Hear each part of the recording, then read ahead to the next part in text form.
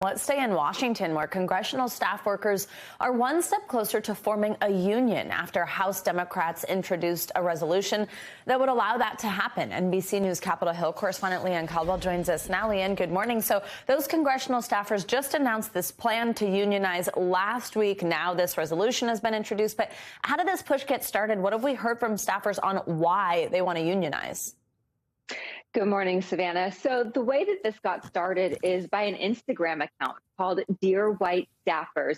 It started off as a policy-focused account trying to get members to support progressive policies, and it turned into an account where people started complaining about their bosses, complaining about working conditions like long hours, low pay, having to do personal errands for their bosses, and a toxic work environment created by either the boss or the chief of staff.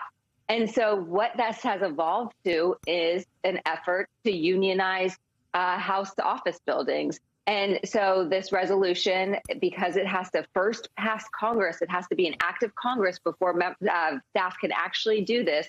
Representative Andy Levin, a former union organizer, introduced this resolution this week to support these staffers, Savannah. And Leigh, we know that the plan actually already has the support of House Speaker Nancy Pelosi. We know House Democrats can pass the resolution on their own.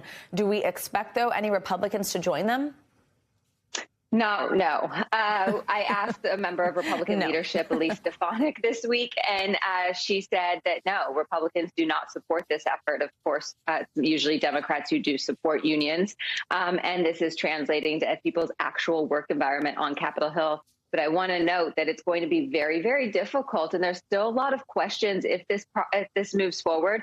There are 435 offices that act as individual employers. So it's not like one governing body that oversees the House of Representatives. Right. So there's still lots of questions, Savannah. And also, let's talk over in the Senate real quick. Senate Majority Leader Chuck Schumer has also said he supports this movement to unionize. Would we see a similar legislative measure in the Senate?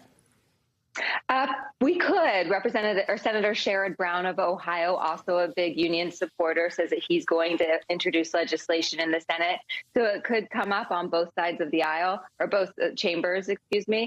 But I just want to note that there was an effort like this back in the 90s, and it didn't go anywhere. So this is still very difficult. These are first steps. But these people who are supportive of it, these lawmakers, say grassroots efforts always start with the workers, so we'll see where it goes, Savannah. All right, and so interesting, it all started from an Instagram account, like so many these days, fueled by social media. Interesting stuff. Thanks, Leigh Caldwell. Thanks for watching our YouTube channel. Follow today's top stories and breaking news by downloading the NBC News app.